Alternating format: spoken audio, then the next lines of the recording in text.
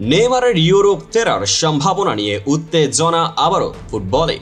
Super agent পিনি জাভির হাত ধরে কি আমাদের দেখাবেন বার্সেলোনা অথবা বায়ার্ন মিউনিখ? আসুন বিস্তারিত জানি এই লাস্ট ড্যান্স এর গল্প, কৌশলগত বিশ্লেষণ এবং নাটকীয় মোড়গুলো। স্বাগতম ফুটবল প্রেমীরা।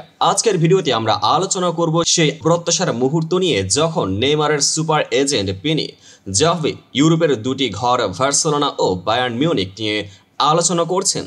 2017 সালে বার্সেলোনা থেকে পিএসজিতে এবং পরে আল হিলাল তার রেকর্ড ব্রেকিং ট্রান্সফারের পর এখন ব্রাজিলের সুপারস্টারকে লাস্ট ডান্স হিসেবে ইউরোপে ফেরানোর পরিকল্পনা সামনে এসেছে। সর্বশেষ রিপোর্ট অনুযায়ী পিনি জাভি নতুন করে ট্রান্সফার ডিল গড়ার মুহূর্তে রয়েছেন। বার্সেলোনা দিক জাভবির বার্সেলোনা প্রেসিডেন্ট জুয়ান লাপোর্তার সঙ্গে ঘনিষ্ঠ সম্পর্ক রয়েছে। কাতালান ক্লাব হিসেবে তারা এখন বাম পাশের আক্রমণকারী খুঁজছে, যেখানে নেইমার তার দক্ষতা দেখাতে পারেন। আর যদি কোনো এক বছরের চুক্তির সুযোগ থাকে তাহলে নেইমার স্পেনে ফেরার জন্য প্রস্তুত, যদিও অর্থনৈতিক সীমাবদ্ধতা বড় চ্যালেঞ্জ। বায়ার্ন মিউনিখের দিক জার্মান ক্লাব হিসেবে বায়ার্ন এর নেইমারের আগমন আকর্ষণীয় হতে পারে, তবে বর্তমানে তারা 2025 সালে বড় পরিবর্তনের দিকে নজর দিচ্ছে না। পাশাপাশি নেইমারের পছন্দ অনুযায়ী তিনি প্রিমিয়ার লিগের দিকে ঝুঁকো দেখাচ্ছেন না। এই দুই পথের মধ্যে কোনটি হতে পারে তার সঠিক গন্তব্য? এটাই হবে আসন্ন গ্রীষ্মের সবচেয়ে উত্তেজনাপূর্ণ প্রশ্ন। চলুন এখন কৌশলগত দিক থেকে বিষয়টি দেখি।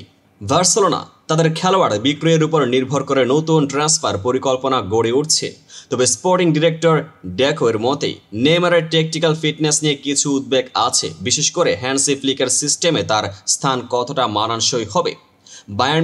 বায়ার্ন বর্তমানে বায়ার লেভারকুসেনের উজ্জ্বল তরুণ ফুটবল বিহারী ফ্লোরিয়ান উইয়ার্টস এর দিকে নজর দিচ্ছে।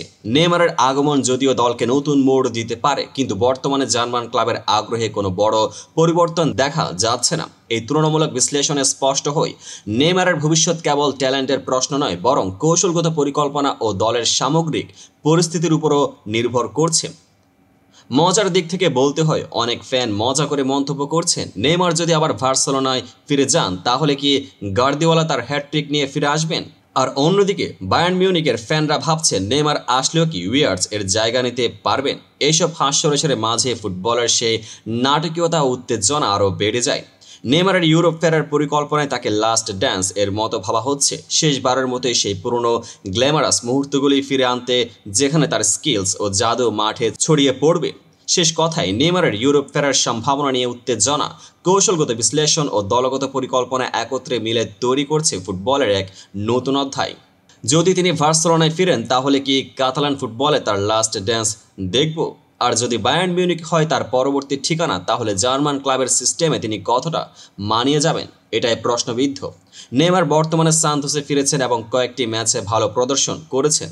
তার এই ফর্মই ইউরোপের ক্লাবগুলোকে প্রভাবিত করতে পারে এই গ্রীষ্মে। আপনারা কি মনে করেন কোন ক্লাব হবে নেইমারের নতুন ঠিকানা? নিচে কমেন্টে জানান ও ভিডিওটি যদি ভালো লাগে লাইক, শেয়ার ও সাবস্ক্রাইব করতে ভুলবেন না। ধন্যবাদ। আগামী ভিডিওতে আবার দেখা হবে। সেই পর্যন্ত থাকুন ফুটবল প্রেমে ও উত্তেজনায়।